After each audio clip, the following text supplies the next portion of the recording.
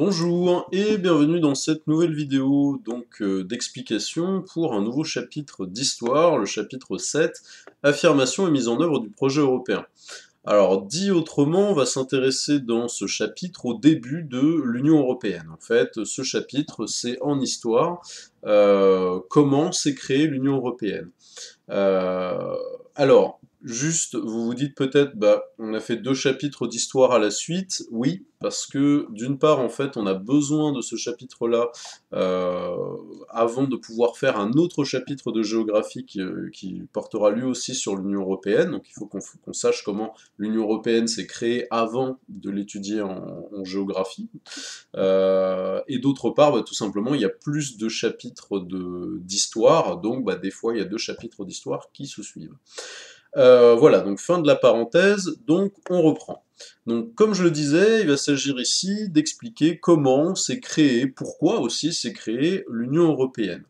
Donc, en introduction, l'Union européenne, c'est le fruit d'une lente construction, ça veut dire on n'en est pas tout de suite arrivé aux 27 pays tels qu'on connaît aujourd'hui, avec donc les différentes politiques communes qui sont menées, etc. Ça a été lent, on va le voir, les débuts en fait de la construction européenne sont assez modestes, hein, c'est parti de pas grand-chose finalement. Ça a commencé dans les années 1950 et ce n'est pas encore totalement achevé aujourd'hui. Alors pourquoi cette phrase? Pourquoi est-ce qu'on dit que la construction européenne n'est pas totalement finie aujourd'hui? Bah, tout simplement parce qu'on est encore en train de construire des choses, encore en train de réfléchir à ce que devrait être l'Union européenne.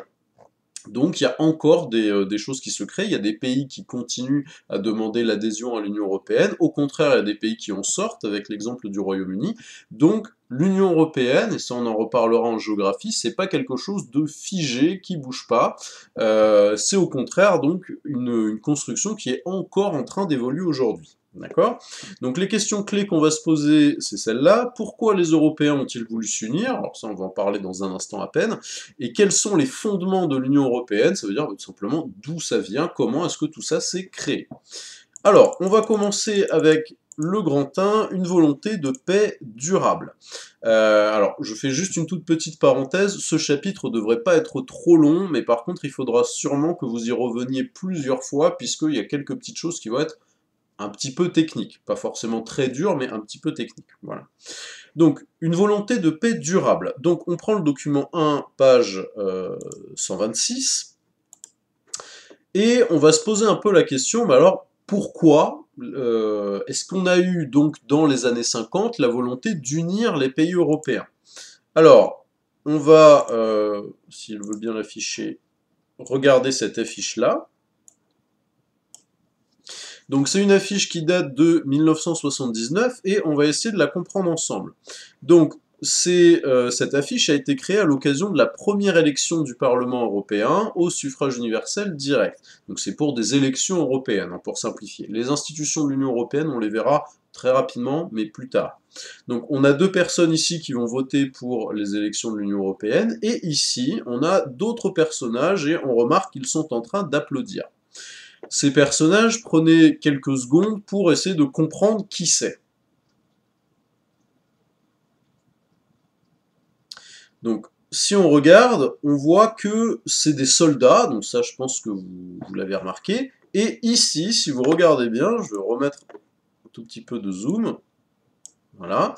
Si vous regardez bien, ici on a différents mots qui sont écrits sur l'affiche, donc Austerlitz, Sedan, Waterloo, Trafalgar, etc. Tout ça, c'est les noms de grandes batailles européennes. Donc, on a des soldats, et vous voyez ici des soldats de divers pays, donc allemands, il y a même des soldats médiévaux, donc différentes batailles au cours de l'histoire, qui applaudissent les Européens qui vont voter. Alors, à votre avis, l'affiche, elle veut signifier quoi? Cette affiche, elle veut signifier donc que grâce à l'Union européenne, grâce au fait que les pays européens sont plus unis, on va pouvoir éviter des guerres. Donc là, c'est les soldats morts des anciennes batailles européennes qui applaudissent puisque enfin il y aura plus de guerre en Europe et donc les pays européens vont arrêter de s'affronter. En effet, c'est la première, c'est de loin en fait la première raison à la construction européenne. Pourquoi les pays européens ont voulu s'unir? Bah, tout simplement parce que quand on sort de la Seconde Guerre mondiale, il faut bien faire un constat, c'est que euh, très très souvent, il y a des guerres en Europe qui mettent le continent à genoux.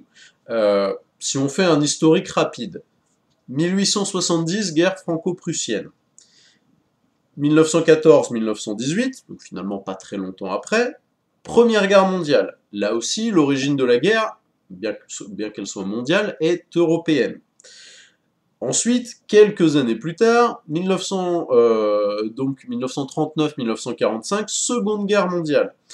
Donc le laps de temps entre différentes guerres meurtrières européennes est très très court. On remarque aussi que souvent, il y a une opposition entre la France et l'Allemagne. Ça sera important pour la suite du cours.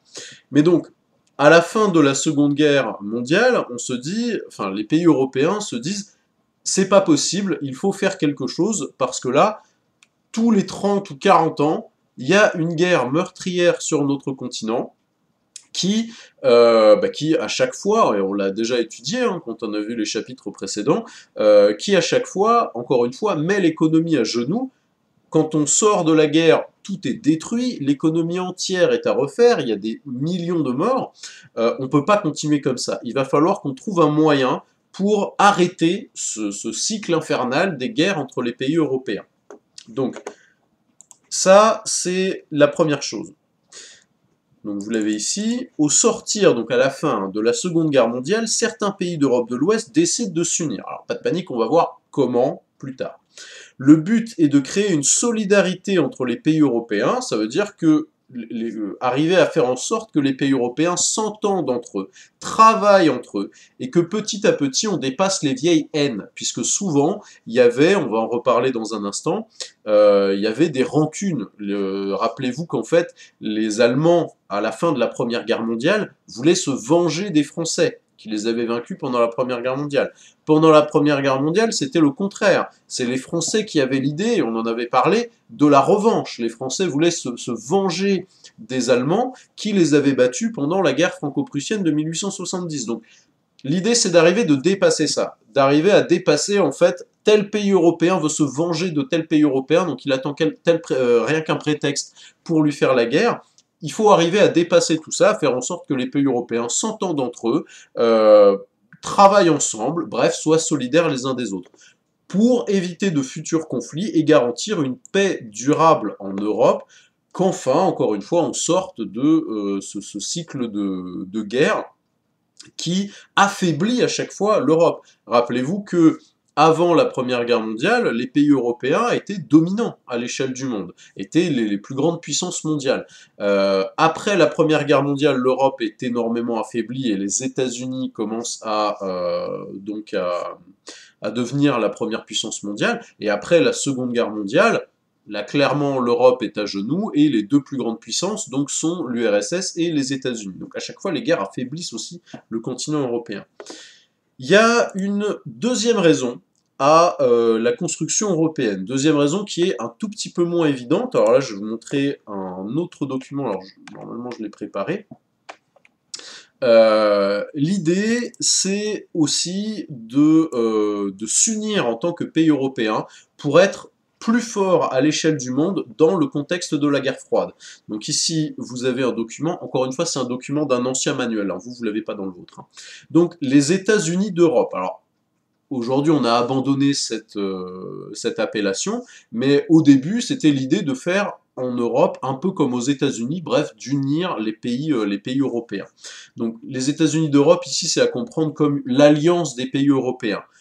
Nous éviterons l'écrasement, donc là on voit le drapeau américain et le drapeau de l'URSS. L'idée c'est que l'union fait la force. Si on reste des petits pays européens, dans le contexte de la guerre froide, où rappelez-vous on doit choisir son camp entre les deux blocs, les pays européens seront faibles, ils seront obligés en fait d'obéir soit donc aux États-Unis, soit à l'URSS, et ils resteront des pays faibles. Par contre, si on arrive donc à former une alliance de pays européens, à ce moment-là, encore une fois, l'union fait la force, les pays européens pèseront plus lourd sur la scène internationale et ils pourront faire entendre leur voix beaucoup plus efficacement face aux États-Unis et à l'URSS. Donc il y a aussi cette idée-là. Le contexte de la guerre froide est également important. Une Europe unie permettrait à ces pays de se démarquer des deux blocs et de pouvoir peser sur la scène internationale. Je rappelle que peser sur la scène internationale, c'est une expression qui veut dire être important à l'échelle du monde. Qu'on écoute en fait ce qu'a à dire votre pays, à l'échelle planétaire, par exemple, qu'un pays soit important à l'échelle de l'ONU, que quand il parle, quand il expose un avis, les autres pays l'écoutent, d'accord? Rappelez-vous qu'en Europe, on est surtout des petits pays, hein. C'est pas des pays qui sont très très grands, ni en termes de superficie, ni en termes de population. Donc le fait de s'unir, de faire bloc en fait sur la scène internationale par rapport aux autres pays, ça pourrait permettre aux pays européens d'être plus écoutés, d'avoir plus de poids, d'être plus importants à l'échelle mondiale. D'accord ? Alors, on passe au grand 2 et on va voir donc les débuts de la construction européenne. Donc là, on a évoqué pourquoi en fait beaucoup de pays européens cherchent à s'unir, mais c'est facile à dire, maintenant il va falloir le faire.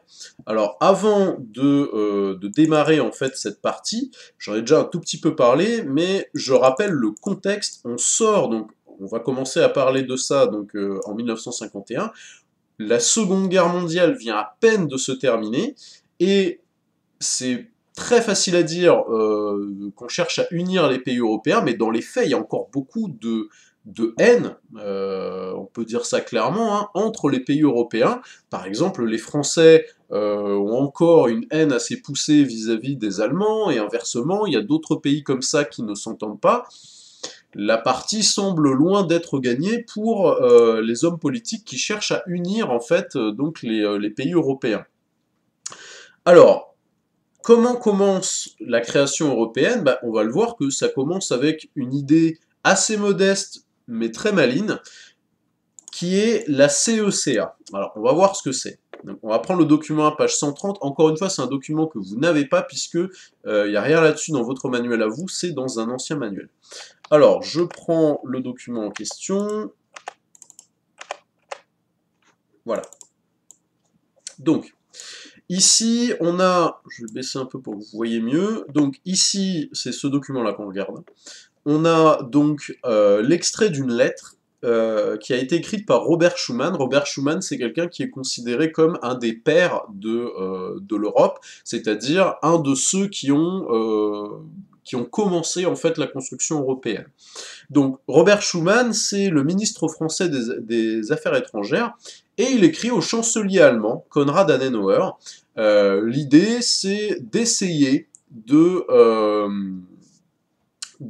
trouver une solution pour unir ces pays, en tout cas pour les rapprocher. D'accord? Donc, je fais une toute petite pause ici. L'origine de l'Union européenne, c'est surtout l'idée d'éviter à nouveau une guerre entre les Français et les Allemands. Ceux qui sont à l'origine de la construction européenne, c'est les Français et les Allemands, notamment Robert Schuman que vous avez ici, et aussi un autre homme politique français qu'on appelle Jean Monnet. D'accord? Alors, que dit Robert Schuman donc au chancelier allemand? L'Europe ne se fera pas d'un coup, elle se fera par des réalisations concrètes créant d'abord une solidarité de fait. Alors, je vous simplifie un peu ce qu'il dit là. Schuman dit on va pas pouvoir, d'un seul coup, en claquant des doigts, créer une union parfaite entre États européens, quelque chose qui irait très très loin, avec tout de suite donc des règles communes, tout le monde s'entendrait bien, etc. C'est pas possible. En gros, il dit il faut commencer par des petites choses concrètes, qui vont créer une solidarité. En d'autres termes, il propose de commencer par créer des petits organismes communs entre la France et l'Allemagne pour que les Français et les Allemands commencent à travailler ensemble. S'ils travaillent ensemble, ils seront obligés de dialoguer, ils seront obligés de se parler, et petit à petit, ils vont apprendre à s'apprécier, etc. On continue le texte. Le rassemblement des nations européennes exige que l'opposition séculaire de la France et de l'Allemagne soit éliminée. En gros, là, il dit la priorité, c'est d'arrêter, en fait, séculaire, ça veut dire sur des siècles, hein, l'opposition qui a duré des siècles entre la France et l'Allemagne. Donc, ça rejoint ce que je disais au début. La première chose à faire, c'est de trouver un moyen pour que la France et l'Allemagne arrêtent de se faire la guerre, arrêtent de se détester, pour parler clairement. Le gouvernement français propose de placer l'ensemble de la production franco-allemande de charbon et d'acier sous une haute autorité commune dans une organisation ouverte à la participation des autres pays d'Europe. Alors, là, dans cette dernière partie du texte, il détaille clairement son idée. Son idée, c'est de créer une organisation franco-allemande pour le charbon et l'acier. D'ailleurs, c'est ce que ça veut dire CECA, Communauté européenne du charbon et de l'acier, CECA. De façon très claire, qu'est-ce que Schuman veut créer? Il veut créer en fait un organisme qui gère la production de charbon et de l'acier à l'échelle de la France, enfin en commun entre la France et l'Allemagne. Avant, la France produisait du charbon et de l'acier, l'Allemagne produisait du charbon et de l'acier. Schuman dit, on va mettre tout ça en commun.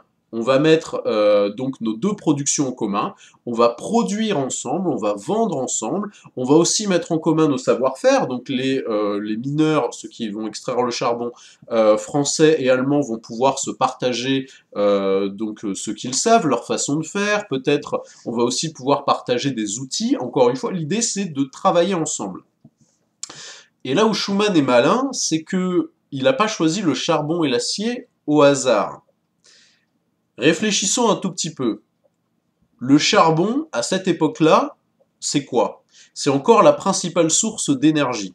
L'acier, ça sert à fabriquer donc tout un tas de choses, mais ça sert aussi à fabriquer les canons et les armes.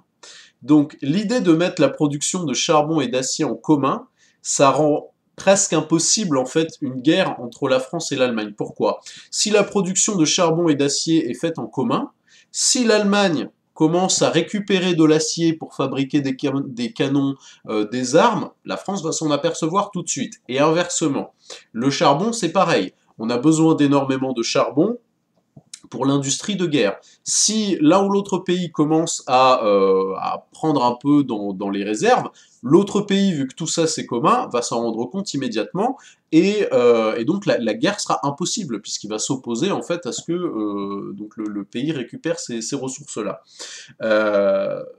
Donc voilà ce que c'est que la CECA et voilà comment ça commence. Il précise à la fin de son texte que cette organisation est ouverte à la participation des autres pays d'Europe et ça ne va pas tarder. Il y a d'autres pays qui vont vouloir rentrer dans cette organisation. Pourquoi? Bah, tout simplement parce que ça marche très bien. La CECA, en fait, le fait de mettre en commun la production de charbon et d'acier, encore une fois, c'est l'union fait la force, si vous voulez. La France et l'Allemagne vont commencer à travailler ensemble, donc elles mettent en commun leurs moyens de production, leurs outils, elles réfléchissent ensemble sur comment est-ce qu'on peut travailler plus efficacement. Ah tiens, les Allemands font ça pour produire plus d'acier, on va faire pareil en France. Ah tiens, les Français, ils ont des bons mineurs, ils ont des bonnes idées, eux, ils font les mines comme ça, ils récupèrent plus de charbon. On va faire pareil en Allemagne, et donc la production croît.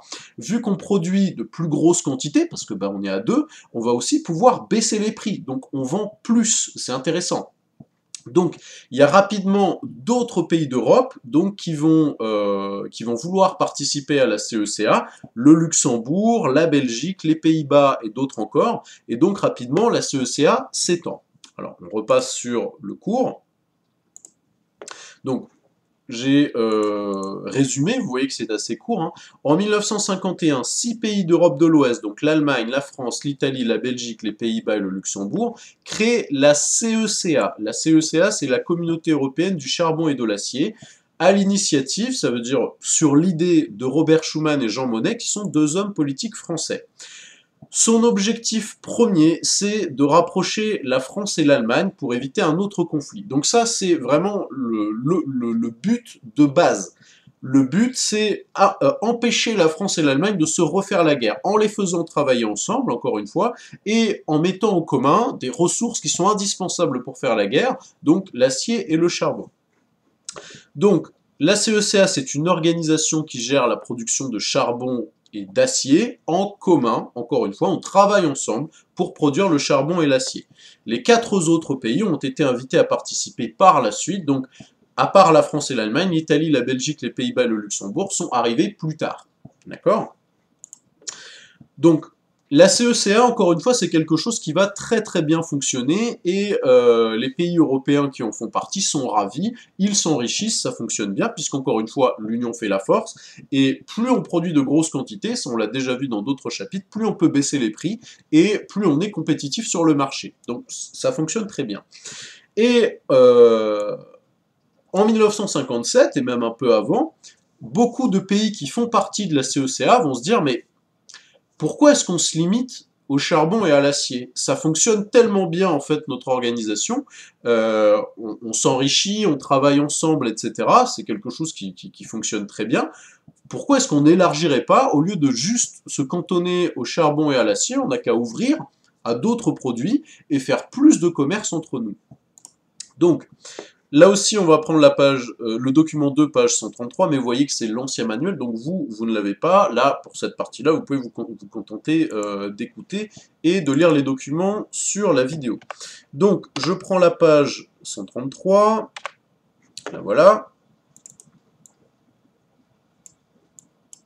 Ah. Alors, j'enlève la caméra, comme ça vous pouvez suivre sur les textes en même temps que moi. Donc, là, ici, on a le traité de Rome, donc, qui a été signé le 27 mars 1957 et qui crée ce qu'on appelle la CEE. Donc, c'est pas encore l'Union européenne, c'est ce qu'on appelle la CEE, qui veut dire Communauté économique européenne. On lit un peu donc les différents articles et on va essayer de comprendre ce qui change par rapport à la CECA. Donc, article 2, la communauté. Donc, la communauté économique européenne, et on voit que c'est la France, l'Italie, la RFA, parce que l'Allemagne a été coupée en deux, donc la partie ouest, les Pays-Bas, la Belgique et le Luxembourg. La communauté a pour mission, par l'établissement d'un marché commun, j'expliquerai après, de promouvoir une expansion continue et accélérée du niveau de vie et des relations plus étroites entre les États qu'elle réunit. Donc l'idée c'est de créer un marché commun, ça je vous expliquerai après parce que ça sera plus pratique avec une carte. Mais la deuxième partie du texte dit, la CEE, son but c'est de continuer à avoir de plus en plus de relations entre les différents pays qui en font partie, donc en gros des relations commerciales, des relations donc de production aussi, et une expansion continue et accélérée du niveau de vie. En très clair, l'idée c'est de faire gagner beaucoup d'argent aux pays qui en font partie. Voilà, grâce en fait au commerce, d'enrichir, de faire en sorte que ces pays soient prospères, gagnent de l'argent. À ces fins, donc pour ça, l'action de la communauté comporte selon les rythmes prévus dans le présent traité. Petit a, l'élimination entre les États membres des droits de douane. Alors, qu'est-ce que c'est que les droits de douane? Là, pareil, j'expliquerai tout à l'heure avec une carte. Mais là, en fait, ils veulent supprimer les droits de douane. L'abolition entre les États membres des obstacles à la libre circulation des personnes, des services et des capitaux. Les capitaux, c'est l'argent. Ça, c'est important parce qu'en gros, la CECE veut que les personnes, les entreprises, si vous voulez, et l'argent puissent circuler librement dans tous les pays qui en font partie, qui font partie de la CEE, pardon. L'instauration d'une politique agricole commune, bon ça on aura l'occasion d'en reparler, mais en gros c'est l'idée que les pays vont se mettre d'accord pour pratiquer certaines politiques en commun, c'est-à-dire qu'ils vont prendre des décisions communes, notamment ici dans le domaine agricole. Les pays qui font partie de la CEE, donc encore une fois ces 6 pays-là, vont prendre des décisions et tous les pays qui font partie encore une fois de la CEE vont devoir les respecter. C'est le début des politiques communes. Alors, je vais vous expliquer avec une carte ce que ça veut dire donc la suppression des droits de douane et ce que ça veut dire un marché commun. Alors, pour ça, donc, je vais prendre une autre carte. Donc, je vous demande juste un petit instant. Voilà. On va prendre cette carte-là. Ok. Donc, on a ici une carte de l'Europe. Alors, pour le moment, tout ce qui est en légende, c'est pas ce qui nous intéresse. J'affiche juste une carte, en fait, pour que ça soit plus visuel. En premier lieu, il va falloir expliquer ce que c'est que les droits de douane avant d'expliquer ce que veut dire leur suppression. Donc, avant en fait 1957, je vous explique la situation avant. On va prendre un exemple, ça sera plus parlant. On va imaginer que vous ayez une usine en France, vous êtes un patron d'une usine en France et vous fabriquez, je sais pas, des chaussures. Voilà, vous avez une usine de chaussures. Vous vendez vos chaussures sur le territoire français, ça marche bien, et vous avez pour idée, je vais pas m'arrêter en fait au territoire français, pour développer mon activité, gagner plus d'argent, je vais commencer à vendre des chaussures donc en RFA, en Allemagne de l'Ouest. Vous envoyez des camions remplis de chaussures donc vers la frontière, sauf qu'ici, donc au niveau de la frontière, vous êtes arrêté, il y a une barrière, et il y a une personne donc, qui travaille à la douane, justement, qui vient vous voir et qui vous dit vous pouvez pas rentrer comme ça, quelle est la valeur de la marchandise que vous transportez? Donc là, vous allez dire, bon, à cette époque-là, il n'y a pas encore l'euro, mais pour que ça soit plus simple pour vous, on va parler en euros. Vous dites, dans ce camion, je transporte des chaussures dont la valeur totale est, je sais pas, on va dire un chiffre au pif, 10 000 euros. Bon, c'est pas beaucoup, mais mettons, 10 000 euros. Et là, la personne à la douane va dire, si vous voulez aller les vendre dans un autre pays, donc chez nous, c'est pas gratuit, il va falloir payer une taxe qu'on appelle des droits de douane, et qui est la plupart du temps un pourcentage de la valeur totale des marchandises. Donc là, il va dire, encore une fois, c'est pas les vrais chiffres, c'est juste pour que vous compreniez. Vous transportez une marchandise dont la valeur totale est de 10 000 euros, on va vous prendre 10%. Voilà, vous devez payer 10% de 10 000 euros pour avoir le droit de venir vendre vos chaussures dans notre pays. Ok? Donc ça, c'est ce qu'on appelle les droits de douane. Ça existe encore d'ailleurs aujourd'hui, plus donc dans l'Union Européenne et ailleurs dans le monde. C'est l'idée, encore une fois, que si on veut vendre un produit à l'étranger, on doit payer une taxe, donc les fameux droits de douane. La CEE veut supprimer ces droits de douane. Ça veut dire que, encore une fois, si je reprends mon exemple, je suis toujours patron en France, je veux aller vendre mes chaussures en Allemagne, je payerai plus rien. Ça sera 100% gratuit, je pourrai circuler librement. D'accord? Donc ça, c'est pour la suppression des droits de douane. Quand on a un territoire avec plusieurs pays qui suppriment les droits de douane, on appelle ça un marché commun. Un marché commun, donc je répète, c'est un grand territoire dans lequel les marchandises peuvent circuler librement, sans que les personnes qui exportent ou importent des marchandises aient à payer quoi que ce soit. D'accord? Ça, c'est un marché commun. Alors, juste une toute petite parenthèse, mais vous pouvez en fait vous poser la question, pourquoi faire ça en fait? Parce que les pays récupéraient de l'argent avec ces taxes. Par exemple, la France, les autres pays qui venaient vendre des produits en France payaient des taxes à la frontière. Donc pourquoi abandonner en fait cet argent? Tout simplement parce que on récupérait de l'argent, mais les entrepreneurs, donc les entreprises françaises, en perdaient beaucoup. Parce que clairement, quand vous devez payer une forte taxe pour aller vendre vos produits à l'étranger, la plupart du temps, vous ne le faites pas. Vous gardez en fait vos produits en France parce que ça vaut pas le coup. Vous allez dire, entre ce que je vais vendre dans un autre pays et l'argent que je vais devoir payer pour les droits de douane, je rentrerai pas dans mes frais, ça n'en vaut pas la peine, je gagnerai pas assez d'argent. Ou alors vous pouvez vous dire, ok, je vais payer les droits de douane, mais je vais les répercuter sur le prix. C'est-à-dire que vous allez aller vendre vos chaussures en Allemagne, vous avez payé tant d'argent en droits de douane pour avoir le droit de les vendre, vous allez augmenter le prix de vos chaussures pour récupérer en fait ce que vous avez perdu en taxes. Et évidemment, les Allemands ils vont avoir le choix entre vos chaussures françaises super chères et les chaussures allemandes qui sont moins chères parce qu'eux, ils n'ont pas à payer les droits de douane. Ils vont choisir les chaussures allemandes. D'accord? Donc, le fait qu'il y ait des droits de douane, ça génère en fait de l'argent pour le pays, mais finalement, les entreprises ne se développent pas beaucoup.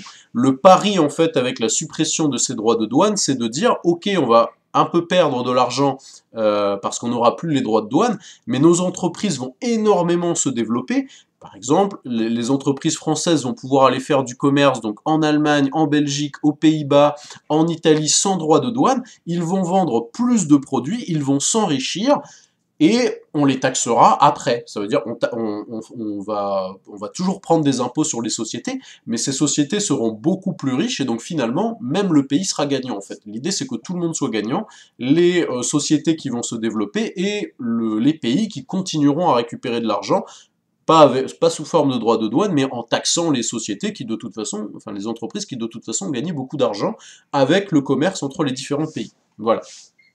Bon, je suis désolé, j'ai fait un peu long, mais c'est vraiment pour que vous compreniez bien donc ces histoires de droits de douane, parce que c'est vraiment central dans la construction européenne. La construction européenne, au départ, elle s'est construite comme ça, comme un marché commun. Ça veut dire l'idée avec la CEE qu'on peut aller vendre des produits ailleurs sans droit de douane. Voilà. Si c'est pas très clair, vous pouvez toujours vous repasser la vidéo, et de toute façon, je réexpliquerai après au moment du à retenir. Voilà. Donc, avec la création de la CEE, donc encore une fois la Communauté économique européenne, donc je vais vous mettre juste les pays qui en font partie, d'accord? Bon là, il y a d'autres pays qui se sont rajoutés en 1989, mais on en reparlera après. Donc, la CEE, encore une fois, c'est l'idée que les marchandises peuvent circuler librement, qu'il n'y a aucun droit de douane entre tous les pays qui en font partie, d'accord? Mais aussi, on prévoit, c'est pas encore le cas, hein, mais on prévoit que ça sera aussi bientôt le cas pour les personnes. Ça veut dire que les personnes pourront circuler librement entre les différents pays sans avoir besoin de visa, sans avoir besoin de passeport. Par exemple, qu'un Français pourra aller en RFA juste avec sa carte d'identité française, sans être arrêté à la frontière, et on prévoit aussi que l'argent circulera sans contrainte aussi, sans contrôle entre les différents pays qui font partie de la CEE. Ok? Donc, on regarde donc notre à retenir.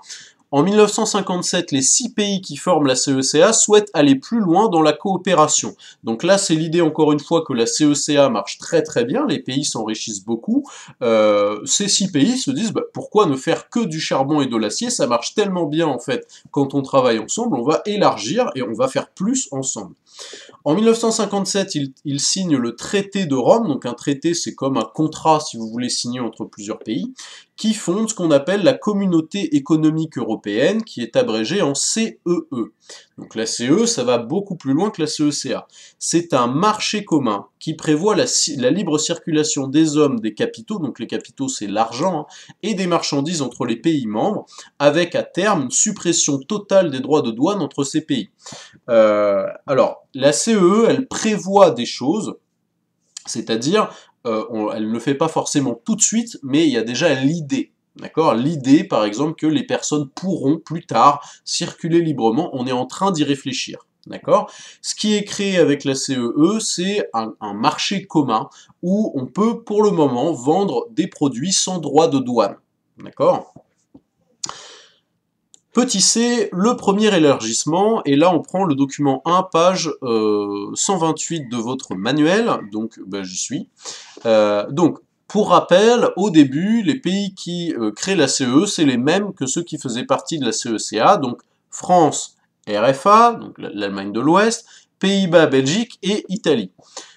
Encore une fois, ça marche tellement bien, la CEE, les pays s'enrichissent énormément, j'ai expliqué comment tout à l'heure, puisque vu qu'il n'y a plus de droits de douane, les entreprises vont plus faire du commerce avec d'autres pays, et donc elles se développent, elles s'enrichissent énormément. D'autres pays européens vont se dire, c'est une très bonne idée, ces pays sont en train de s'enrichir énormément, moi aussi je vais en faire partie.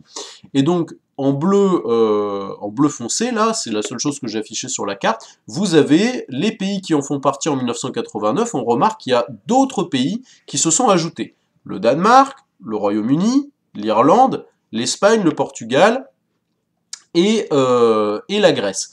Quand des pays rentrent dans l'Union européenne, dans l'Union européenne ou la CEE, hein, on appelle ça un élargissement. Donc, dans les années 1970, jusqu'aux années 80, forte de ses succès et de sa prospérité. Alors, qu'est-ce que ça veut dire? C'est simplement une formulation pour dire que la CEE, ça marche très très bien, et que les pays s'enrichissent énormément, gagnent beaucoup d'argent grâce à ça, grâce au marché commun.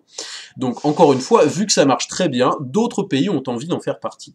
Donc, la CEE s'élargit au nord, donc vers l'Europe du Nord, elle accueille le Royaume-Uni, l'Irlande et le Danemark dans les années 70, et au sud dans les années 80, avec la Grèce, l'Espagne et le Portugal qui intègrent la CE dans les années 80.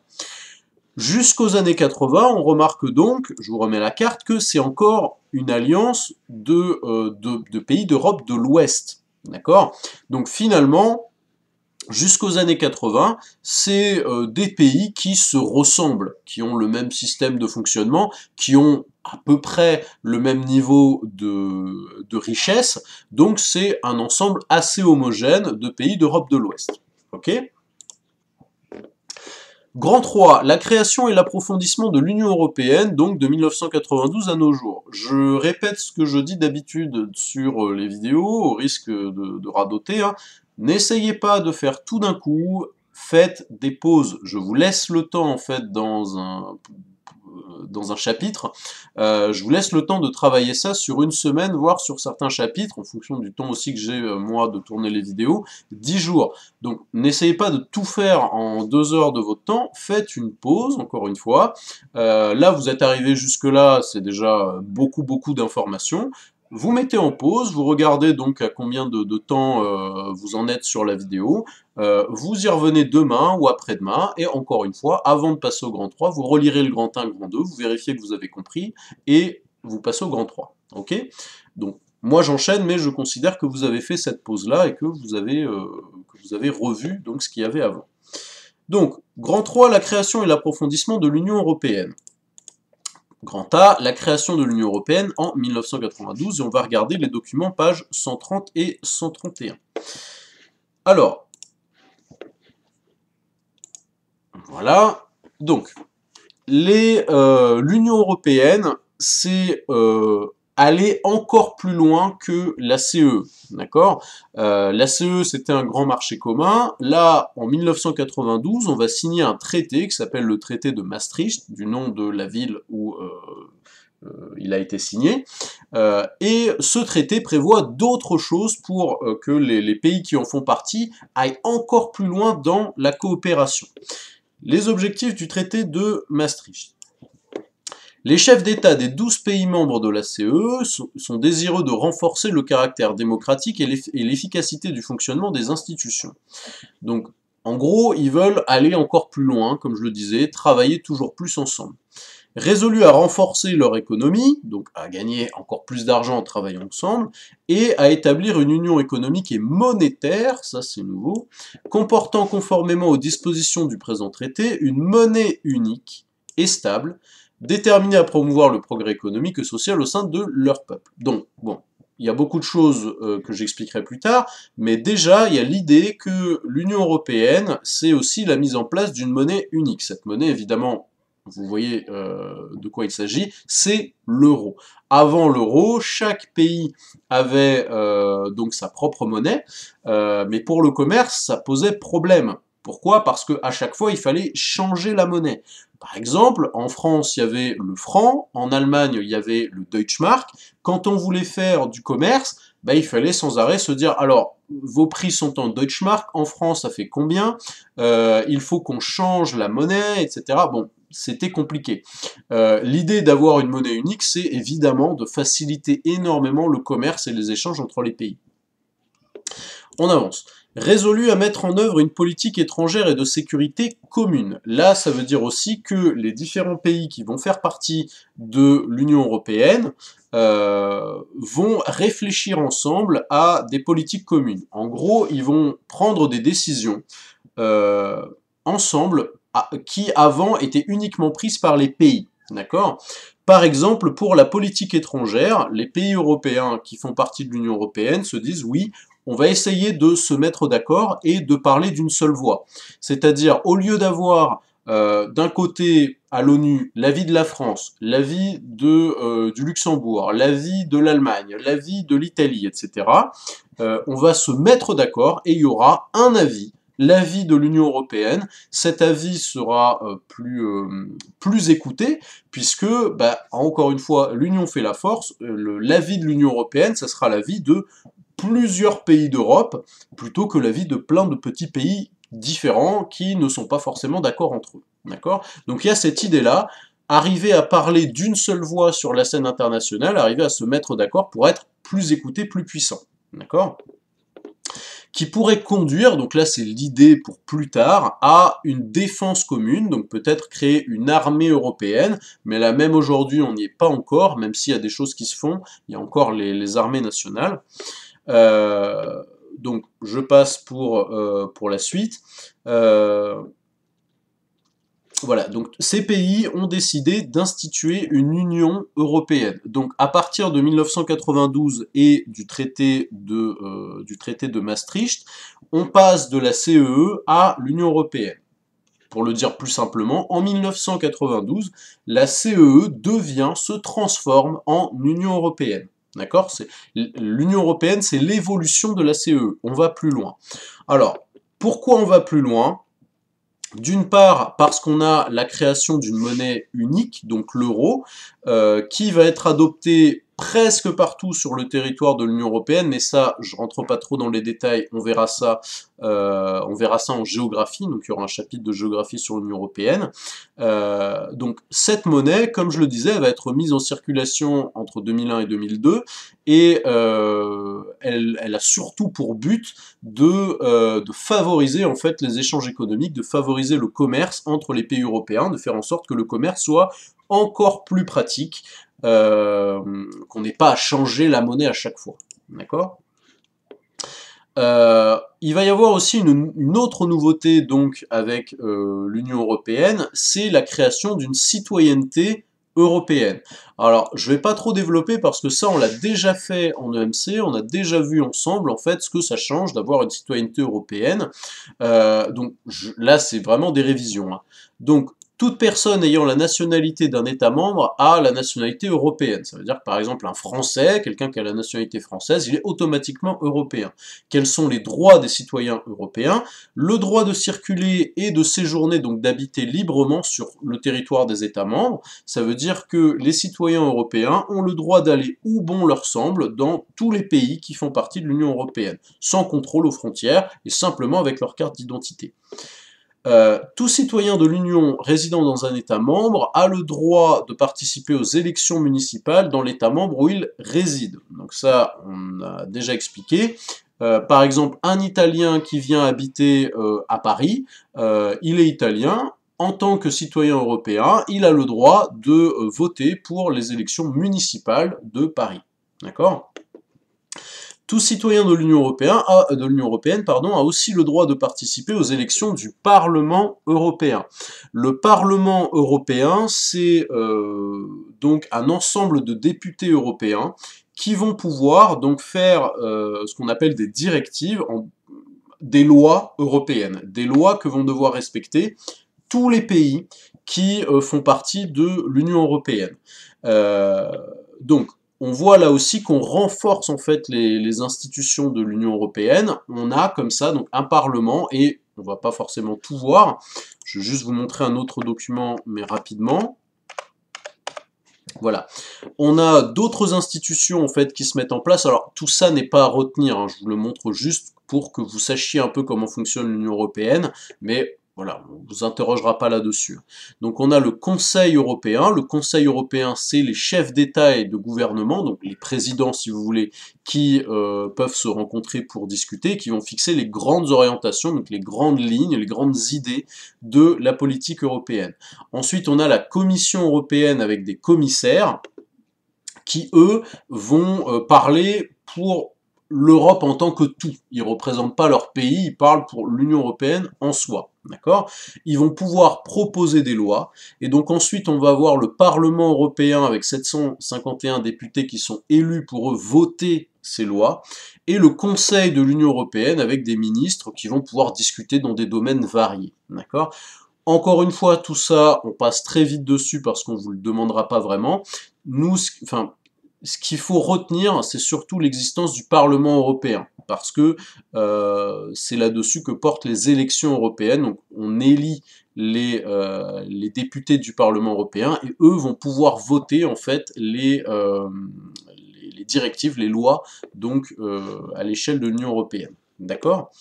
Donc voilà pour ça. Et dans l'Union européenne, il y a encore une autre nouveauté, c'est... ah pardon, c'est pas marqué sur cette carte-là, j'essaie d'en trouver une autre. Attendez. Ah bah si, pardon, c'était là. On va avoir une autre nouveauté dans l'Union européenne, c'est ce qu'on appelle l'espace Schengen. Donc, vous voyez la ligne, je vais enlever ça, vous voyez en fait ici, donc, la ligne rose, donc elle englobe certains pays de l'Union européenne. La ligne rose en fait délimite ce qu'on appelle l'espace Schengen. L'espace Schengen, c'est un espace en fait à l'intérieur de l'Union européenne dans lequel les personnes peuvent circuler librement sans avoir besoin d'un visa, sans même avoir besoin d'un passeport ou d'une autorisation quelconque. On peut circuler où bon nous semble sans être arrêté à la frontière. D'accord? Donc par exemple, en tant que Français, je peux aller jusque en Espagne ou au Portugal sans me faire arrêter à la frontière, sans avoir besoin d'une autorisation ou d'un tampon sur mon passeport, sans avoir besoin d'un visa. Voilà, je peux circuler librement. Pareil, je peux aller en Italie, aux Pays-Bas, etc. D'accord? Ça, c'est valable uniquement dans l'espace Schengen. Et on remarque, alors on aura largement l'occasion d'en reparler dans le cours de géographie, mais on remarque que certains pays font partie de l'Union européenne, mais pas de l'espace Schengen. Exemple, le Royaume-Uni et l'Irlande, on voit qu'ils sont en dehors de l'espace Schengen. D'accord? Ça veut dire que le Royaume-Uni et l'Irlande, ils ne participent pas à cette politique-là, et si par exemple en tant que Français je veux aller au Royaume-Uni, bah là, c'est pas aussi libre. Je vais quand même me faire arrêter à la frontière, je devrais quand même donc expliquer ce que je viens faire là-bas, et éventuellement, pour certains pays, c'est pas le cas au Royaume-Uni, mais dans d'autres, présenter un visa, etc. D'accord? Donc, on voit ici, par exemple, que le Royaume-Uni ne souhaitait pas, en fait, ouvrir ses frontières à la circulation des personnes, et souhaite participer, en fait, à l'Union européenne, mais seulement pour l'aspect économique, pour l'aspect marché commun. Ok? Donc, je répète, l'espace Schengen, c'est l'espace dans l'Union européenne où on peut circuler librement, sans passeport, sans visa. Je fais juste une dernière parenthèse parce que certains vont peut-être se poser la question, donc j'anticipe. Vous voyez aussi qu'il y a des pays qui ne font pas partie de l'Union européenne, mais qui font partie de l'espace Schengen. D'accord? Notamment, je la souris dessus, notamment l'Islande. Donc ces pays-là, eux, au contraire du Royaume-Uni, ne font pas partie du marché commun, mais par contre vont autoriser les gens qui sont citoyens de l'Union européenne à venir librement dans leur pays. D'accord? Bon, tout ça c'est un peu complexe, c'est un peu compliqué, on aura largement l'occasion d'en reparler donc en géographie, donc je ne développe pas trop. Ici, l'intérêt, c'était surtout de comprendre les nouveautés de l'Union européenne. Alors, justement, on en reparle avec le à retenir. En 1992, la CEE se transforme en Union européenne avec la signature du traité de Maastricht. C'est un grand marché intérieur, donc ça c'est hérité de la CEE, hein, donc ça veut dire qu'on peut toujours, à l'intérieur du territoire de l'Union européenne, on peut toujours échanger en fait des produits sans droit de douane, donc les marchandises circulent librement, mais on a aussi les hommes et les capitaux qui vont pouvoir eux aussi circuler sans contrainte et sans barrière douanière. Une monnaie unique est créée, qu'on appelle l'euro, et qui sera mise en circulation en 2002. Elle a un peu circulé avant, mais en 2002, tous les pays sont équipés et payent en euros. Cependant, l'union n'est plus seulement économique, ça veut dire que c'est plus seulement une union de pays qui vise uniquement à faire du commerce et à s'enrichir. Les accords de Schengen, qui sont signés en 1995, créent l'espace Schengen, un espace de libre circulation des personnes. Donc c'est ce que je viens de vous expliquer tout à l'heure avec la carte, ça veut dire que dans les pays qui ont signé les accords de Schengen, on peut circuler librement, sans passeport, sans visa, sans autorisation. Mais comme je vous le disais, tous les pays qui font partie de l'Union européenne n'ont pas signé les accords de Schengen, notamment le Royaume-Uni et l'Irlande. Okay, donc certains pays font partie de l'Union européenne, mais ne font pas partie de l'espace Schengen. Et inversement. Mais je ne veux pas trop vous embrouiller, on reverra ça en géographie.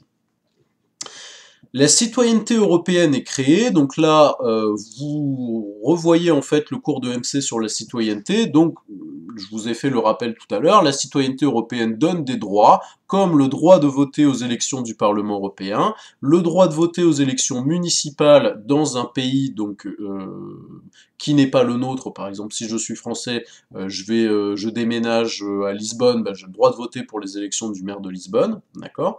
Et ça donne aussi le droit de circuler partout librement et de s'installer, d'étudier, de travailler partout sur le territoire européen. Tout ça on l'a déjà vu, donc au besoin, vous allez jeter un œil à votre cours de MC.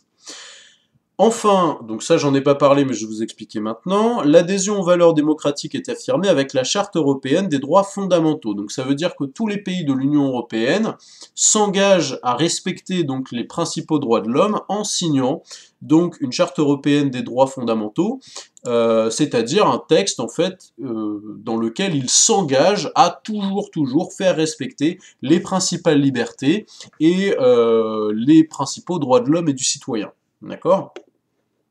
Des institutions démocratiques permettent aux pays membres de prendre des décisions qui s'appliquent à tous. Donc là, vous pouvez aller voir le document, on l'a vu tout à l'heure, le document 3, page 129. Donc c'est-à-dire, on crée des organismes qui permettent de voter des lois. Donc par exemple, le Parlement européen permet de voter des lois que tous les pays membres de l'Union européenne devront respecter. Ça aussi, c'est nouveau. D'accord ? Des politiques communes sont également mises en place, donc là ça veut dire qu'on prend des décisions plus larges qu'une loi à l'échelle de l'Union européenne, dans le domaine économique, mais aussi militaire. Donc là je vais expliquer un tout petit peu. Des politiques communes, ça veut dire que les pays membres de l'Union européenne vont réfléchir ensemble sur ce qu'il faut faire, par exemple dans le domaine agricole. C'est ce qu'on va appeler la PAC, la politique agricole commune. Donc, en gros, ils se mettent d'accord, voilà, il y a tel et tel problème pour l'agriculture, au lieu que chaque pays décide dans son coin ce qu'il doit faire avec son agriculture, on réfléchit ensemble, on crée une politique agricole commune à l'échelle de l'Union européenne. Ça veut dire que tous les pays de l'Union européenne vont décider, maintenant, on va encourager la production de blé. Ou au contraire, maintenant, on va encourager les petites exploitations. Mais tout le monde est d'accord et tout le monde va dans le même sens. C'est ça une politique commune, on fait tous pareil. D'accord ? On va aussi coopérer dans le domaine économique, mais ça va avec le marché commun. Mais nouveauté, également, on va coopérer dans le domaine militaire, avec une politique étrangère et de sécurité commune. Qu'est-ce que ça veut dire ? Ça, on en reparlera encore dans un autre chapitre de MC.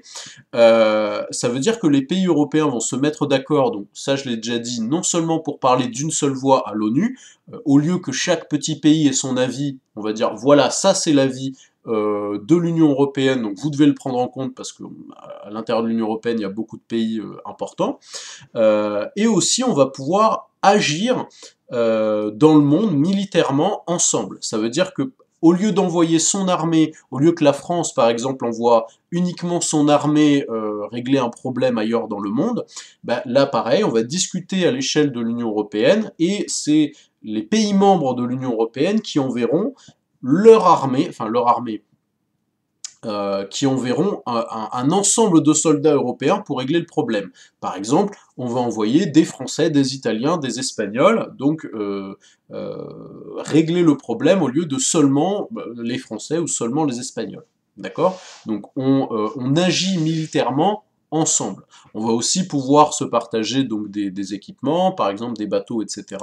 L'idée c'est d'avoir une politique étrangère et de sécurité, donc au sens sécurité militaire, commune.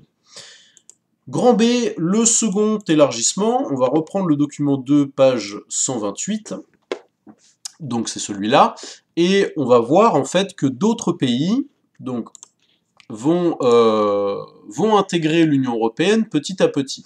Donc, encore une fois, En 1989, donc, on a les pays qui créent l'Union Européenne, c'est les pays qui faisaient partie de la CE. D'autres pays vont se rajouter petit à petit. En 1990, rappelez-vous le cours sur la guerre froide, l'Allemagne est réunifiée, ça veut dire que la RFA rejoint la RDA pour former l'Allemagne qu'on connaît aujourd'hui, et donc la RDA va intégrer l'Union Européenne comme la RFA. En 1995, on a 3 nouveaux pays qui vont faire partie de l'Union Européenne, la Finlande, la Suède et l'Autriche. Ils sont suivis en 2004 par la Pologne, la République tchèque, la Slovaquie, la Hongrie et les pays baltes, donc ces pays-là, Estonie, Lettonie et Lituanie.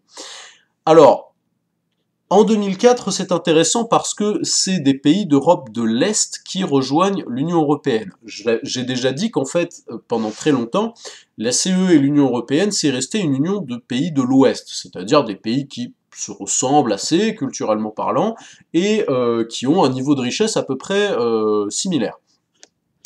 Avec l'effondrement donc du bloc de l'Est et l'effondrement du communisme en Europe en 1991, suite à la chute du mur de Berlin, etc., pour tout ça je vous renvoie au chapitre sur la guerre froide, on a des pays qui se séparent en fait du bloc de l'Est, voire de l'URSS. Ces pays vont demander à faire partie de l'Union Européenne, toujours pour les mêmes raisons, pour s'enrichir, pour se développer, pour pouvoir faire du commerce très facilement. Donc ça va être accepté, ces pays vont pouvoir faire partie de l'Union Européenne, mais, et là aussi on en reparlera beaucoup en géographie, ces pays ont des niveaux de vie et des niveaux de richesse qui sont nettement inférieurs aux pays d'Europe de l'Ouest. D'accord? Et donc ça va amener tout un tas de politiques qu'on verra plus tard en géographie. Pour faire simple, il va falloir aider ces pays. Il va falloir les aider en fait à petit rattraper les pays d'Europe de l'Ouest. D'accord? Enfin, on a d'autres adhésions, donc en 2007 avec la Roumanie et la Bulgarie, et en 2013 avec la Croatie. Ce qui fait qu'en 2013, on a une Union Européenne à 28. Sauf que un pays va sortir de l'Union Européenne, c'est le Royaume-Uni avec le fameux Brexit. Alors, là, ça va être un peu technique. Aujourd'hui, en 2020, techniquement parlant, le Royaume-Uni fait toujours partie de l'Union Européenne, parce que le droit européen continue de s'appliquer là-bas jusqu'au 31 décembre 2020. C'est vraiment à partir de 2021 que officiellement le Royaume-Uni sera considéré comme un pays extérieur à l'Union Européenne. Bon, pour vous, vous faites comme vous voulez. Si vous le comptez en fait en 2020, si vous comptez toujours le Royaume-Uni dans les pays de l'Union Européenne, c'est pas faux. Si vous ne le comptez plus, c'est pas faux non plus. On va pas vous embêter avec ça. Voilà. Vous le mettez ou vous le mettez pas, comme vous voulez. À partir de 2021, par contre, il faudra clairement le compter comme extérieur à l'Union Européenne. D'accord? Donc, le second élargissement, donc là c'est assez simple parce qu'il suffit juste en fait de savoir quand les différents pays intègrent l'Union Européenne. Donc dans les années 1990, l'élargissement continue. L'Union accueille en 1995 l'Autriche, la Suède et la Finlande pour former une union à 15 membres. Mais là, c'est toujours des pays d'Europe de l'Ouest. Avec la chute du bloc communiste, l'Union Européenne s'élargit ensuite à l'Est. En 2014, elle comprend 25 membres avec l'intégration de pays d'Europe de l'Est. Donc, comme je vous le disais, après 1991, donc le bloc communiste s'est dissous, les pays de l'ancien bloc de l'Est sont libérés et beaucoup vont demander leur adhésion à l'Union Européenne. À partir donc de 2004, il y a 25 membres, dont d'anciens pays communistes, qui sont beaucoup plus pauvres, qui n'ont pas du tout le même niveau de vie que les pays d'Europe de l'Ouest, et, mais ça on verra en géographie, il va falloir les aider ces pays. En 2007, c'est au tour de la Roumanie et de la Bulgarie de rejoindre l'Union, puis la Croatie en 2013. Cependant, en 2016, le Royaume-Uni a décidé de quitter l'Union suite à un référendum, c'est le Brexit. Donc en 2021, l'Union Européenne sera composée de 27 pays. Je vous ai envoyé donc une carte de l'Union Européenne, donc normalement vous auriez dû coller à la suite de la leçon, mais que là vous pouvez garder à part. Cette carte de l'Union Européenne, elle est à connaître. Donc il va falloir mémoriser les 28 pays qui font partie de l'Union Européenne. Encore une fois, le cas du Royaume-Uni est particulier, vous pouvez d'ores et déjà considérer qu'il n'en fait plus partie si vous le souhaitez, même si techniquement parlant, jusqu'au 31 décembre 2020, il peut toujours être compté à l'intérieur. D'accord? Donc cette carte, vous êtes censé la prendre.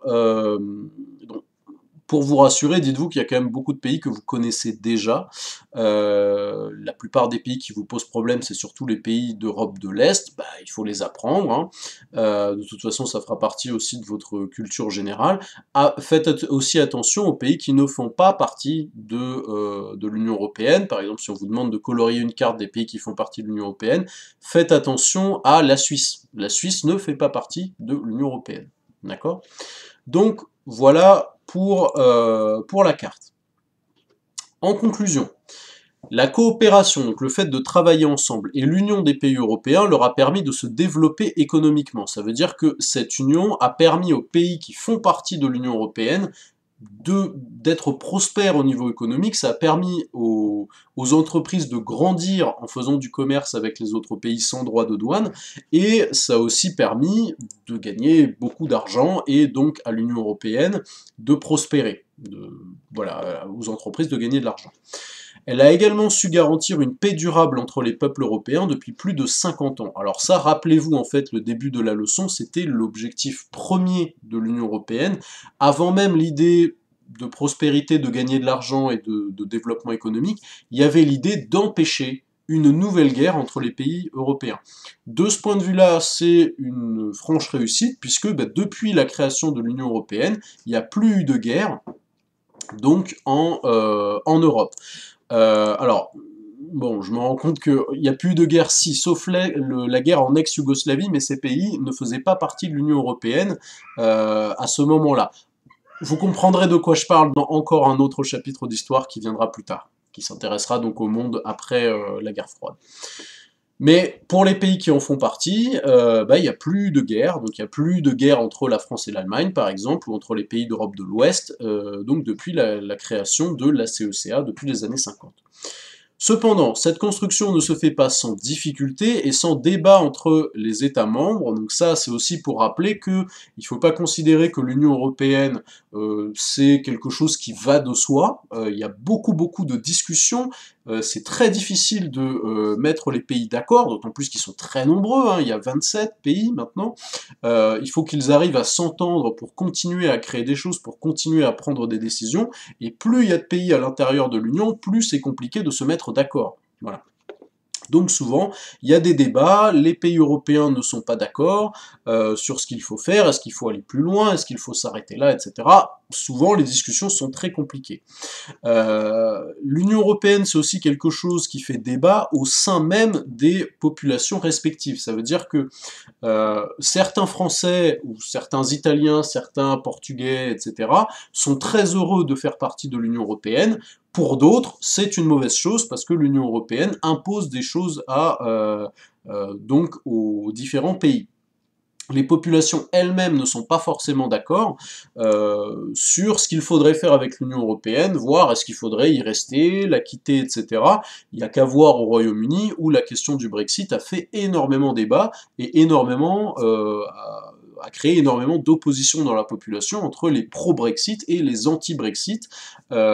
Voilà, l'Union européenne est clairement quelque chose qui, encore aujourd'hui, fait débat. Voilà, écoutez, on arrive au bout de cette conclusion, donc encore une fois, j'espère que j'aurai été assez clair et que je vous aurai aidé à comprendre ce chapitre que vous devez travailler à la maison. J'espère aussi que vous vous portez bien, vous et vos proches. Bon courage pour le travail. Encore une fois, donc je vous tiendrai au courant par mail pour un live pour répondre à vos questions. Prenez soin de vous et à la prochaine.